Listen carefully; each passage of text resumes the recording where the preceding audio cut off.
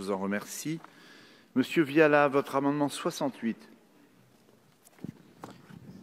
Merci, Monsieur le Président. C'est un amendement, Monsieur le Ministre, que je porte, je crois, pour la 3e fois consécutive, puisque au PLF 2017, donc probablement fin 2016, il a été décidé de retirer aux mairies la capacité à délivrer les cartes d'identité et les autres titres au motif que la sécurisation des procédures exigeait que les dites mairies soient équipées. Et donc, il y a eu une cartographie sur le territoire national avec un certain nombre de communes équipées et un rabattage, si je puis me permettre de m'exprimer ainsi, de nos concitoyens vers ces lieux pour effectuer ces démarches que je qualifie de base.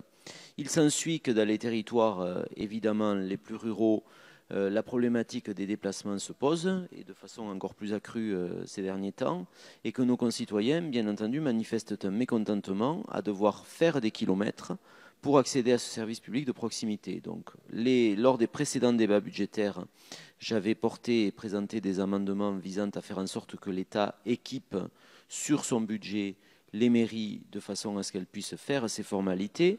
Je revois mes ambitions à la baisse puisque je propose ici des crédits pour permettre que les mairies qui le souhaitent soient équipées en participant à leurs frais à hauteur de 50% à l'acquisition de l'équipement, sachant par ailleurs, Monsieur le Ministre, vous ne l'ignorez certainement pas, que la précédente majorité, qui d'ailleurs avait mis en place cette modification, avait prévu que dans chaque préfecture existe des équipements dits flottants ou volants, que les mairies peuvent aller chercher si d'aventure un citoyen ne peut vraiment pas se déplacer souffrant d'un handicap ou autre, et qu'en réalité ce dispositif est totalement inopérant puisque ces équipements ne sont pas connectés ni connectables à Internet, et donc la saisie se fait dans la mairie avec l'équipement qu'on va récupérer à la préfecture par un déplacement, et ensuite l'équipement doit être retourné immédiatement à la préfecture pour être connecté à Internet et pour que la saisie soit valide sur les plateformes numériques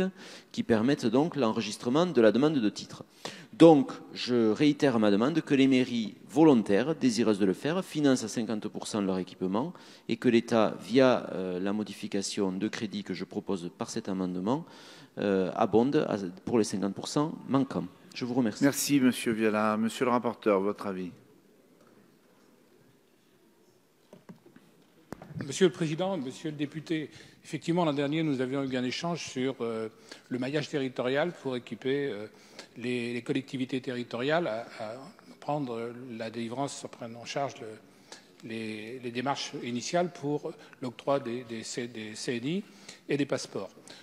Effectivement, au départ, il y avait eu quelques dysfonctionnements. On considérait que le maillage n'était pas suffisant. Donc, le ministère de l'Intérieur a fait un certain nombre d'évolutions. Et aujourd'hui, on peut considérer qu'avec 3700 équipements sur 2500 communes, on a un maillage territorial qui est quand même relativement dense et qui prenait en compte les demandes d'un certain nombre de collectivités. Je rappelle qu'il ne s'agit pas seulement d'un problème budgétaire, c'est aussi une question, bien sûr, d'accessibilité, et vous avez souligné l'importance d'une accessibilité renforcée, mais c'est aussi une question de sécurité. Donc c'est en équilibrant ces différents points de vue qu'on considère que ce maillage de 2500 communes pourrait apparaître suffisant, d'autant plus qu'il est relayé par 313 points numériques qui ont été mis en place dans les préfectures et qui fait qu'au bout du compte, finalement, nous avons un maillage beaucoup plus large que celui qui existait auparavant avec les sous-préfectures et les préfectures.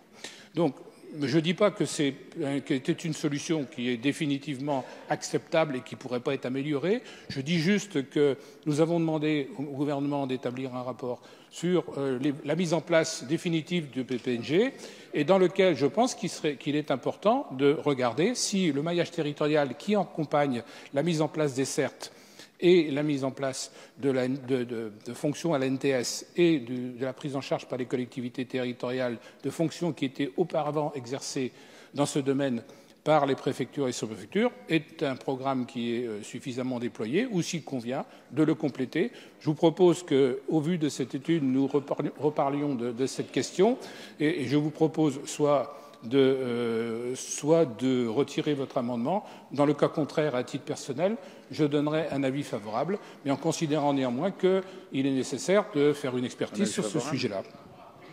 Un avis défavorable. Je donnerai un avis défavorable personnellement. Voilà. Oui. On avait corrigé. Monsieur le ministre, l'avis du gouvernement. Alors, d'abord, c'est lui. je comprends la question et je comprends le questionnement. J'étais maire d'une commune qui a accueilli ce poste-là et je râlais doublement sur le fait que sur à peu près 45 communes autour de la mienne, seule ma commune était équipée. Et le deuxième élément, c'est que les 8 500 et quelques euros qui étaient versés par l'État à la commune étaient largement inférieurs à la réalité du coût de prise en charge par la commune. Mais on a entendu votre questionnement au fil des années. Sur 2017-2018, 528 postes ont été rajoutés en France pour atteindre ce chiffre de presque 4 000 qui vient d'être évoqué par le rapporteur. Ensuite, ce n'est pas seulement une question de coût, et je vais être honnête avec vous, ce n'est pas seulement une question de 20 millions d'euros. C'est une question effectivement du coût du dispositif lui-même, de la dotation qui est donnée à la collectivité, mais aussi du réseau sécurisé.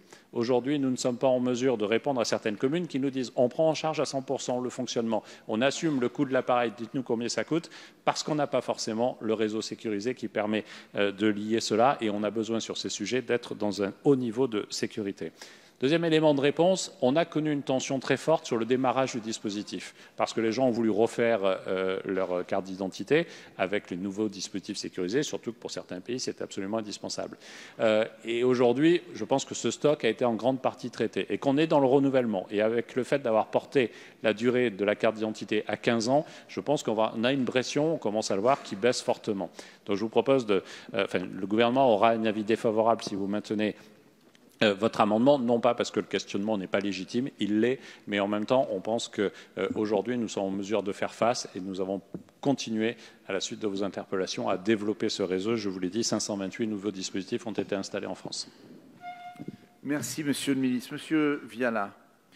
Merci. Monsieur le rapporteur, d'abord, je tiens à vous dire que quand on a été, comme vous, un expert d'un autre maillage, parce qu'on s'est connu lorsque vous étiez dans des fonctions autres dans un grand groupe français, on ne peut pas dire décemment ici, dans l'hémicycle de l'Assemblée nationale, qu'une commune sur 15, en France, ça représente un bon maillage. Soyons sérieux. Et de surcroît, vous savez très bien, parce que vous connaissez parfaitement les méandres de certains territoires, que quand on parle d'une commune sur 15 en zone rurale, on a des kilomètres à parcourir, des distances à parcourir qui sont énormes pour des publics qui sont plus éloignés de la mobilité terrestre, mais aussi de la mobilité numérique que d'autres en ville.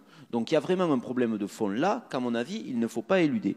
Et ensuite, je veux dire à Monsieur le ministre que j'entends les explications qu'il me sert et que je les trouve à certains égards plus acceptables que celles que j'ai entendues par le passé sur cette même question dans l'hémicycle.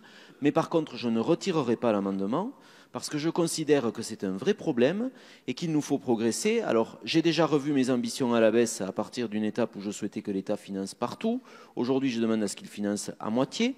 En revanche, je demande vraiment de manière explicite ici à ce qu'on étudie les cas des communes qui se portent volontaires auprès de leur préfet de façon à expertiser au cas par cas les difficultés financières et techniques, Monsieur le ministre, je vous ai entendu, qui peuvent se poser. Et si d'aventure il n'y en avait pas, il faut aider les communes qui souhaitent se munir de ces dispositifs pour permettre ce service à le faire. Merci. Merci.